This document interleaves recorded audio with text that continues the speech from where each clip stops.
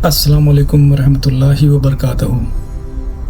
दोस्तों, क्या आपने कभी सोचा है कि दुनिया की पहली सुबह कैसी रही होगी, जब पहली बार किसी इंसान ने इस ज़मीन पर कदम रखा, जब आसमानों से फरिश्ते ज़मीन की तरफ देखते होंगे और जब पहली बार हक और बातिल की जंग शुरू हुई होगी।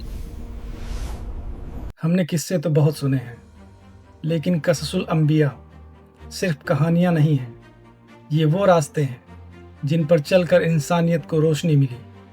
ये दास्तान है सब्र की, ईमान की और उन मखसूस लोगों की जिन्हें खुदा ने खुद चुना था। आज से हम एक नया सफ़र शुरू कर रहे हैं, एक ऐसी सफ़र जो हमें हजारों साल पीछे जन्नत के बागों से लेकर अरब के रास्तों तक ले जाएगा। हम बात करेंगे उन पैगंबरों की जिन्होंने दुनिया का नक्शा बदल दिया। तो तैयार हो जाइए नबी और उनके किस्से की पहली किस्त के लिए। अगर आप भी अपनी तारीख़ और अपने ईमान की गहराइयों को जानना चाहते हैं तो इस वीडियो को आखिरी तक ज़रूर देखिए और हमारे इस सफ़र का हिस्सा बनिए।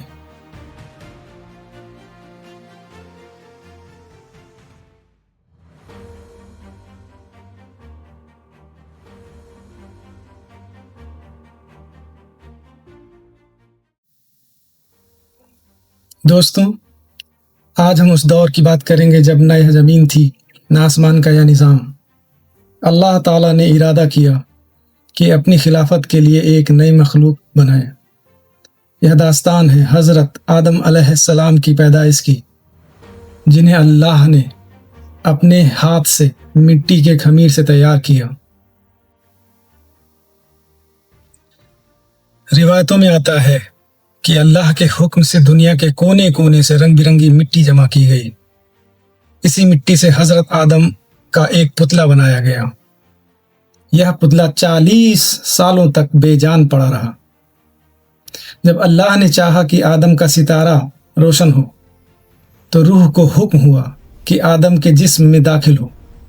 जैसे ही रूह सर के रास्ते अंदर पहुंची, जहां जहां वो पहुंचती पत्थर जैसा जिस्म मांस और हड्डी में बदल गया।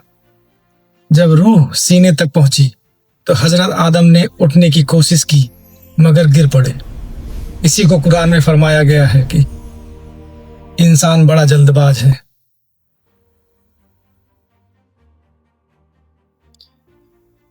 उसी हालत में हजरत आदम ने छींका। अल्लाह की ओर से इल्हाम हुआ, कहा अल्हम्दुलिल्लाह, तमाम तारीफ़ें अल्लाह की हैं। उस करीम रहीम ने अपनी रहमत से फरमाया यरहमुकल्लाह, मतलब अल्लाह आप पर रहमत फरमाए। यह अल्लाह की रहमत का पहला जलवा था।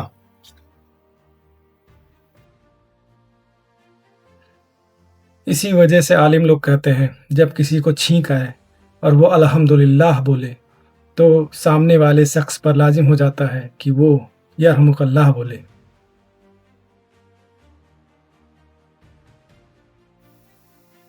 इसके बाद अल्लाह के हुक्म से एक फरिश्ता बहिश्त से सजा सजाया जोड़ा लाया, हजरत को पहनाया और इज्जत के साथ तख्त पर बिठाया।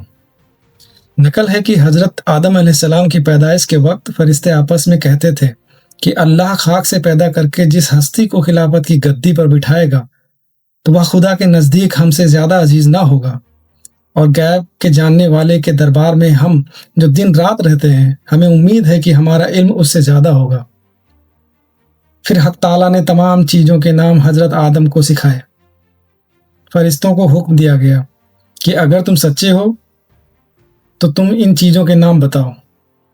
फरिश्तों ने जवाब दिया, कहा ऐ बारी ताला, हमें नहीं इल्म है, हमें सिर्फ इतना इल्म है जितना तूने मुझे सिखाया है, और तुझसे बढ़कर जानने वाला कौन है।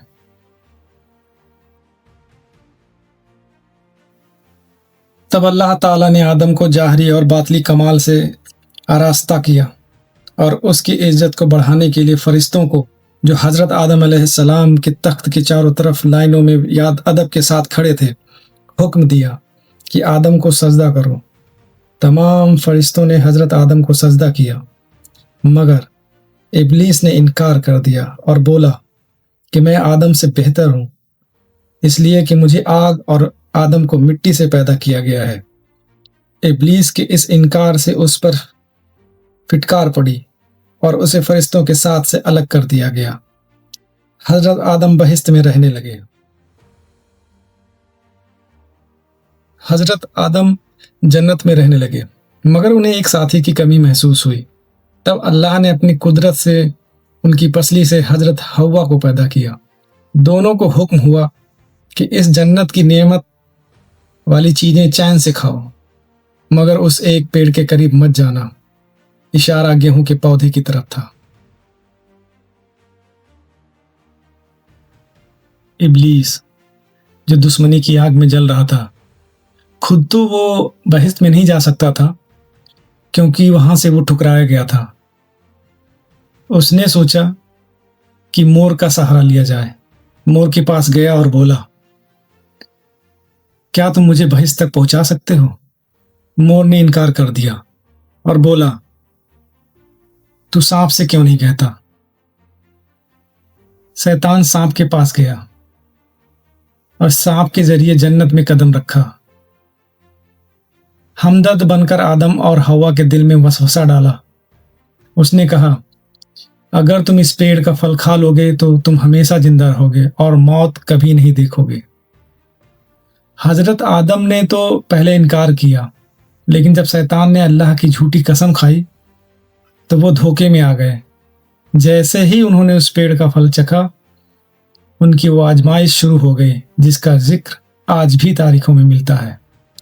دوستوں، ایک چھوٹی سی بھول نے انسان کو جنت سے زمین کے اس لمبے سفر پر بھیج دیا۔ اس کے بعد کیا ہوا؟ کیسے حضرت آدم اور حوا زمین پر ملے؟ یہ ہم آپ کو اگلی ویڈیو میں بتائیں گے۔ تب تک کے لیے خدا حافظ۔